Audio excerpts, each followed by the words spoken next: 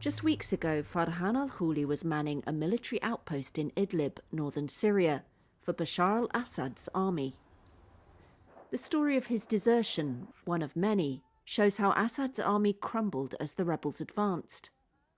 Khouli's commanding officer called to say a rebel convoy was heading their way. They were just 3 men, badly paid and demoralized, one deemed unfit by his superiors to bear arms.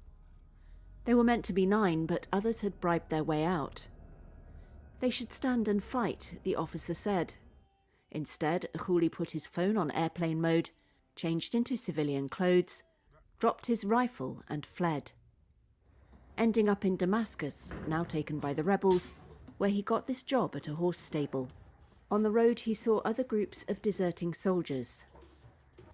Those who were with me in the room, I no longer know anything about them. Everyone went in a different way. Some went this way, others went that way. I wanted to reach the highway, because if I reached the highway, I would no longer worry. I reached Home, I reached Homs. I have no problem.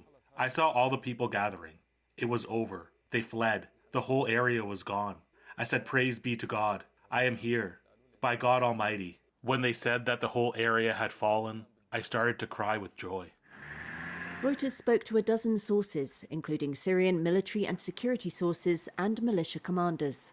As Aleppo came under attack in late November, army units were not given a clear plan, but were told to work it out for themselves, 2 Syrian security sources said.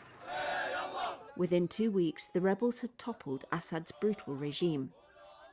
His army lacked leadership and a defence strategy, the sources said, and had lost much of its commanding structure, the Iranian military advisors and militia allies such as Hezbollah, who'd left as war with Israel escalated. The army also lacked loyalty, as Khouli's story describes. Khouli didn't want to sign up, but says he was forced to. He ended up at that remote post in Idlib because he'd tried to desert once and been jailed for it. One former major told Reuters the use of forced conscripts was a fatal mistake. Khouli says he had to do heavy manual labour in extreme heat and cold. Reuters was not able to verify the details of his experiences. He says he was paid $40 a month and went hungry.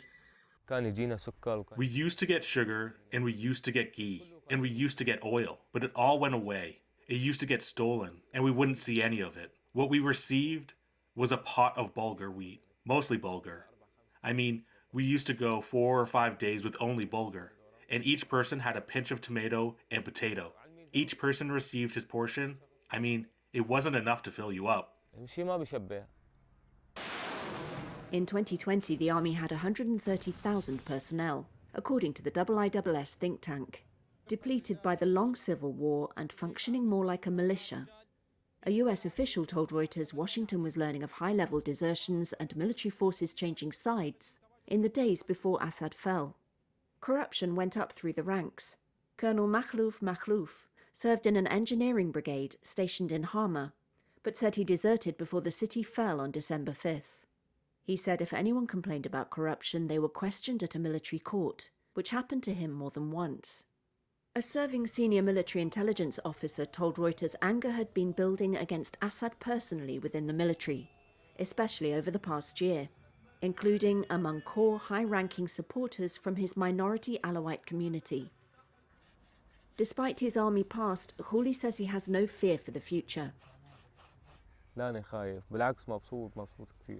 I'm happy and at ease, he says.